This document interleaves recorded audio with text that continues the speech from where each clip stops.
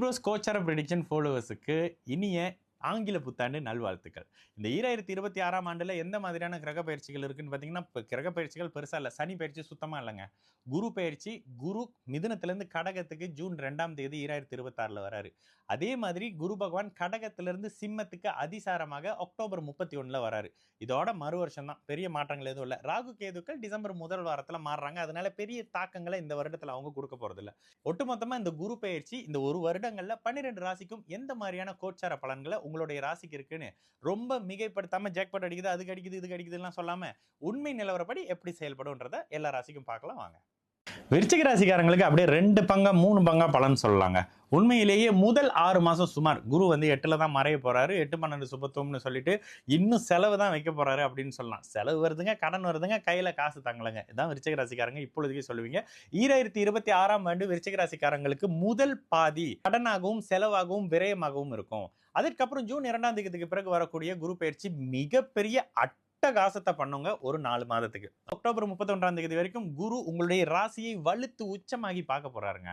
இந்த வருடத்தினுடைய மேன்மையே பிற்பகுதியில ஏதோ ஒரு மிகப்பெரிய சாதனையை எல்லா வயது விருச்சிக ராசிக்காரங்களும் அடைய போறீங்க. குரு ராசியை பார்க்கறதெல்லாம் அட்டகாசமான யோக விஷயம். இந்த இடத்துல குருவின் பார்வையில ராசி வந்துருது. என்ன நடக்கும்? குருவின் பார்வையில ராசி வந்துட்டா நினைச்சதெல்லாம் நடக்கும். மனசு தெம்பா இருக்கும், உடம்பு தெம்பா இருக்கும், மனதே புத்துணர்ச்சியாக இருக்கும், அதிர்ஷ்டம் கை கொடுக்கும். குரு 9ஆம் இடத்துல இருந்த சகல விதமான பாக்கியத்தையும் கொடுப்பாரு. 5ஆம் அதிபதி 9ஆம் பாக்கியஸ்தானத்திலிருந்து உங்களுடைய ராசி 5ஆம் இடம் 3ஆம் இடத்தை தொடர்பு கொள்ளும் பொழுது உங்களுடைய பல வருஷ முயற்சி பலிக்க போகுது. குழந்தை இல்லாதவர்களுக்கு குழந்தை கிடைக்க போகுது. பாக்கியங்கள், வீடு வாங்குற பாக்கியம், திருமண பாக்கியம், கல்வி பாக்கியம், அத்தனை விதமான சந்தோஷமும் கிடைக்க போகுது. பேரு புகழ் அந்தஸ்து வரப்போகுது. அத்தனை விதமான நன்மைகளும் வந்து சேரக்கூடிய அமைப்பு. என்னங்க நல்லதே சொல்றீங்க, கெட்டதே இல்லையா? கெட்டது உண்மையிலேயே கோச்சார அமைப்புகள் இல்ல.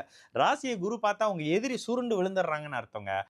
எதுல இறங்கினாலும் நல்லதுகள் இருக்க ஆரம்பிக்கும். பிற்பகுதியில அவரே 10ஆம் இடத்தோட வருவார். 10ஆம் இடத்துல அதிநட்பு ஸ்தானத்துல குரு இருக்கிறது இன்னும் மேன்மைன்னு சொல்லுவேன். என்ன நடக்க போகுது? வேலை அமைப்புகள்ல இருந்து வந்த பிரச்சனைகள் 2026ஆம் ஆண்டுக்குள்ளேயே விருச்சிக ராசிக்காரங்களுக்கு ஒரு செட்டில்மெண்ட் நடந்துருங்க. அரசாங்கத்தோடு இருந்து வந்த விரோதங்கள், அரசாங்க வேலை எதிர்பார்த்துக்கிட்டு இருந்தேன், அரசு டெண்டர் எதிர்பார்த்துக்கிட்டு இருந்தேன், அரசியல்வாதியாவே ஆகிறதுக்கு பார்த்துக்கிட்டு இருந்தேன். இது எல்லாமே கிடைக்கக்கூடியது விருச்சிக ராசிக்காரங்களுக்கு இருக்கக்கூடிய தன்மை தான். அப்போ மிகப்பெரிய மேன்மைகள், நல்லது, சந்தோஷம் அத்தனை விருச்சிக ராசிக்காரர்கள் அந்த 3 நட்சத்திரக்காரங்களுக்குமே நிச்சயமாக இருக்கக்கூடிய தன்மை தான்.